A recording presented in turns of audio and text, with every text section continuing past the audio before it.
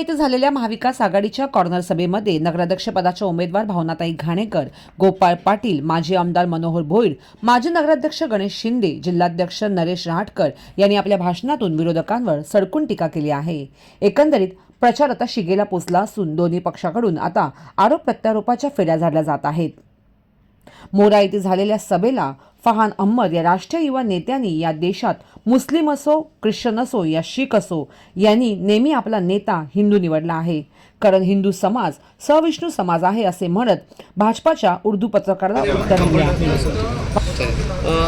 आपण भावनाताईंच्या प्रचारासाठी बैठकीला आलात, सभा झाली, सभामध्ये आपण बोलला, तुम्हाला का वाटतं भावनाताई नगराध्यक्ष व्हाव्या?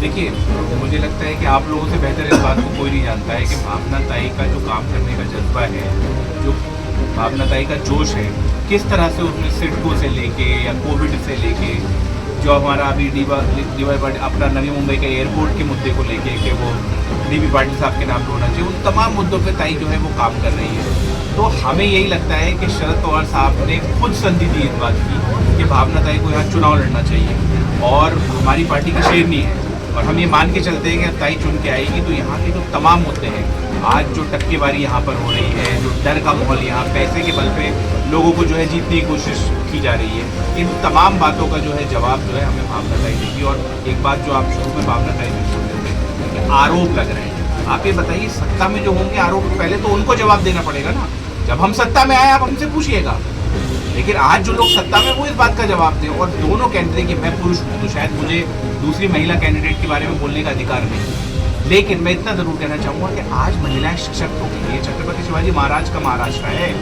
आप इसको कोई गाँव गौकर ना समझें। छत्रपति शिवाजी महाराज हमेशा से इस बात के लिए, ये हमारी सावित्रीबाई फुले का महाराष्ट्र है, हमेशा से जो है महिला सशक्तिकरण के लिए, महिलाओं के उत्थान के लिए महाराष्ट्र ने एक पूरी देश के सामने एक नई जो है वो निशानी रखी थी।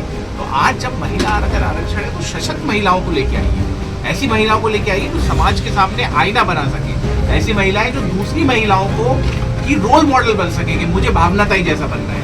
आप रबर स्टैम्प की राजनीति के जमाने चले गए।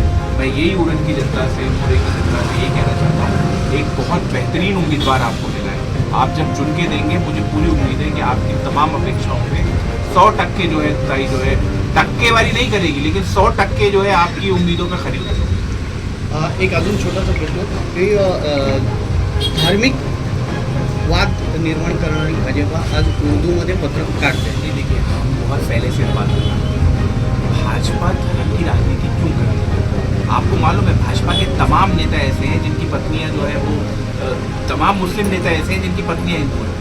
क्या कारण है कि अंदर से इनको पता है कि हमको अगर जीतना है, विकास पे हम जीत नहीं सकते। आपका अटल सेतु बना था ना, मैं अटल सेतु से आ रहा था, इस पर ज़्यादा गाड़ियाँ नहीं चलती, उसके बाद भी उस अटल सेतु का क्या हाल है, बीच में जो है टूटा हुआ है, कहीं काम चल रहा है। इनको पता है कि ये राजनीति सिर्फ तभी कर सकते हैं जब ये धार्मिक वाद फैलाएं। लेकिन इस देश के संविधान आज जो है, देश का जो संविधान है, मैं सबसे बोल रहा था कि हमेशा इस देश के, चाहे वो मुसलमान हो, चाहे क्रिश्चियन हो, चाहे वो सिख हो, उन्होंने हमेशा अपना नेता हिंदू को चुना।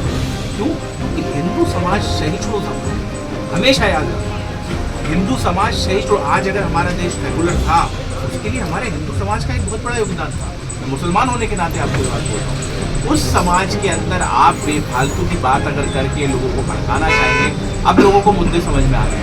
आप उद्धव साहब जब मुख्यमंत्री थे, किसानों का कोई मुद्दा हुआ करता था, तब क्या होता था? आज पूरे प्रदेश के अंदर जो है स्थिति खराब हुई, सिवाय खोखले वादों के जो है कुछ नहीं मिला। आप ये मान देखिए कि जितनी भी, और जब मुद्दा आया, जिस उर्दू को नारायण राणे का बेटा नीतीश राणे आके यहाँ गाली देता है, उसी उर्दू में आप प्रचार दे रहे हैं। तो उड़न जो है बहुत बड़ा एग्जाम्पल साबित हुआ है बीजेपी की राजनीति के लिए कि इनको सिर्फ सत्ता से मतलब है, ना ये किसी का भला कर सकते हैं, ना किसी का फायदा पहुंचा सकते हैं। जिस तरह से, और महेश बाल्दी जो यहाँ के आमदार है, मैं आपके सामने चैलेंज देके कह रहा हूँ, इनसे ज़्यादा टक्केवारी वाला आमदार शायद ही पूरे महाराष्ट्र में। सिर्फ धंधा करना जानते हैं, यहाँ क्रशर बना लूँ, यहाँ कर लूँ, ये GNPT में ये कर लूँ, इसके अलावा आता क्या है? लोगों की समस्याएं देखिए, आज मूलभूत समस्याएं जो है लोगों के सामने नहीं है। आप हमारे उड़न नगर पालिका नगर परिषद में आप भावनाताई को चुन के आएंगे, एक आमदार का भी काम हमारा भावनाताई अपनी ताकत से कराने का जो है हिम्मत और मादा रखती है। आप आने वाले 5 सालों में इस चीज़ को देखेंगे। कनेक्शन बंद करतात, सांडपाणी अडवतात, ह्याचा प्रचंड त्रास होतो.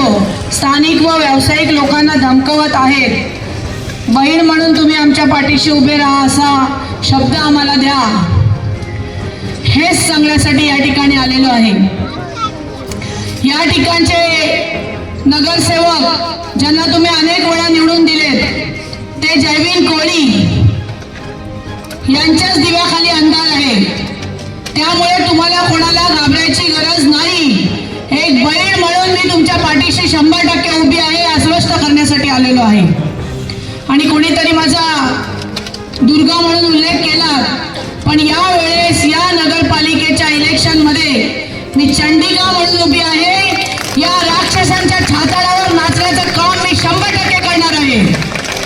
या उरणचा बकास ज्यांनी केलेला आहे, आपल्याला विकास करायचा आहे. कोट नाक्यापासून सुरू केला मोऱ्यापर्यंत तर गटारं तुंबलेली आहेत, रस्त्यांची दुरावस्था आहे, पाण्याचं बिल थकलेलं आहे. त्या ठिकाणी आपण ज्यांनी आता काल परवा व्हिडिओ दाखवली, 8 वर्ष ज्या टाउन हॉलचं काम चालू होतं, त्या टाउन हॉलच्या पायलिंग करता खड्डे उभे केले होते, त्याचा मी व्हिडिओ काढला होता. त्याच्या बुडापासून काय काय झालंय ते मी तुम्हाला उद्या सांगणार आहे. त्यामुळे कुठली अशी गोष्ट आहे की तिथे भ्रष्टाचार झालेला नाही आहे.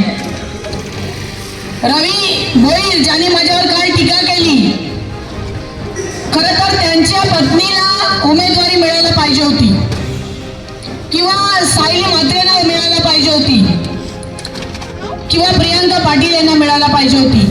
पण उमेदवारी मिळाली कोणाला? तर महेश बालदी यांच्या पीएला, जो पीए चोपड्या घेऊन त्या ठिकाणी असलेले नगरपालिकेचे चेक घेऊन घरी देवाऱ्यात ठेवतो आणि मग चेक आल्यानंतर कमिशन मिळाल्यानंतर लोकांना देतो.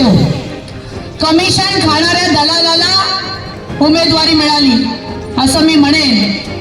तुम्हाला या ठिकाणी मला सगळ्यांनी एकजुटीने सांगा, तुम्हाला नगरपालिकेमध्ये नगराध्यक्ष डबल स्टॅम्प पाहिजे की माझ्यासारखी चंडिका पाहिजे? यांच्या छाताडावर नाचणारी ते पहिले हातवरती करून सांगा. आपण प्रत्येक आपण सगळ्यांनी उचलूया यासाठी मी या ठिकाणी उभा आहे. प्रभाग क्रमांक 1च्या तरुण उमेदवार सौभाग्यवती प्रीती साईप्रसाद कोळी आणि दुसरे उमेदवार आमच्या अतिशय निष्ठावान शिवसेनेचे आणि कडवे कार्यकर्ते राकेश नामदेव कोळी, या दोघांचे निशाणे मशाल आहे आणि आमच्या ताईंची निशाणे तुतारी वाजवणारे माणूस आहे. 2 तारखेला आपण या तिन्ही उमेदवारांच्या समोर पाटांसमोर बोट दाबून त्यांना विजयी करायचा आहे आणि पुढचं भवितव्य तुमचं भवितव्य हे महाविकास आघाडीच्या सर्व नगरसेवक आणि आमच्या भावनाताई नगराध्यक्ष यांच्या हातात द्यायचे. ते मी काय म्हणतो की या प्रभाग क्रमांक 1चा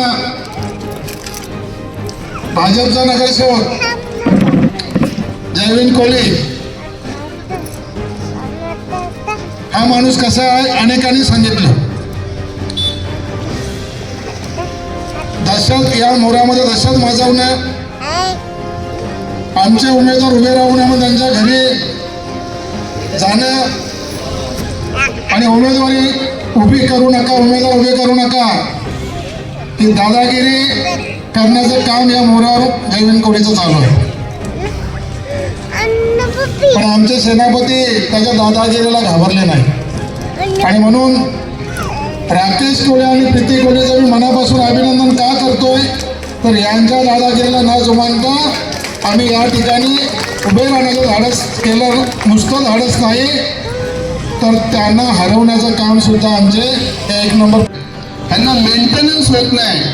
साधा इथून तुम्ही आलात, तुम्ही भवऱ्याचे आपण 1-2 नंबरमधले भवऱ्याचे मिटिंगची समोर लोक आहोत. 2 नंबरमध्ये मस्जिदीच्या समोर ही सायमॅक्सचा बंद पडलाय.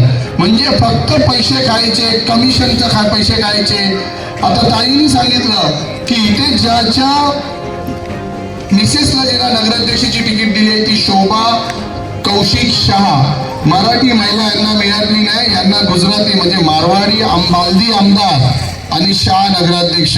मग त्याच संघटनेमध्ये किंवा त्याच्यामध्ये काम करणाऱ्या भाजपच्या कार्यकर्त्यांना असं वाटत नाही की उरणमध्ये 27,000 मतदारांपैकी 26,000 मतदान हा जवळजवळ मराठी आहे, मग मराठी त्यांना उमेदवार मिळाला नाही का?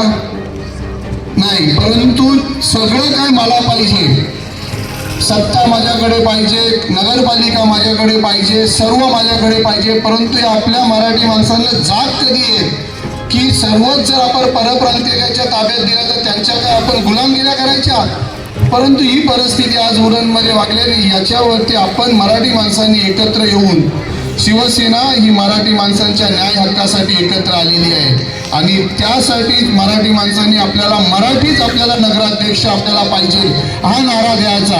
आम्हाला मराठी माणूस पाहिजे, आम्हाला गुजराती नको, आम्हाला मारवाडी नको, आम्हाला मराठी पाहिजे. इथे ताई येथे असं आहे की तुम्ही दहशतीबद्दल बोललात, डोलकर आहेत, या डोलकरांना काय आपण त्यांना काय केलं का इथे त्यांना बोटी लावून देणार नाही.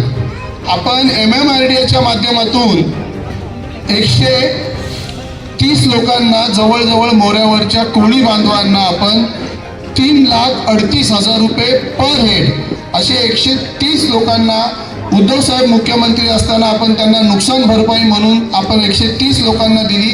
त्याच्या आधी याच मोरेकरच्या भाजपच्या लोकांनी स्वतःच्या लोकांच्या नावांचे पत्र पाठवून त्यांना पैसे आले आणि त्याच्यानंतर आपल्या लोक जे होते इथले स्थानिक कोळी 185 लोक होती, 185 पैकी लोकांना त्यांचे फॉर्मच या लोकांनी सोसायटीच्या माध्यमातून भरले नाही आणि त्या सोसायटीमध्ये शायलेन देऊन बोलत होते, तुम्ही जे फॉर्म भरले त्याला जर मला पैसे आणून दाखवले तर मी हात तोडीन, सोसायटीमध्ये कधी बसणार नाही.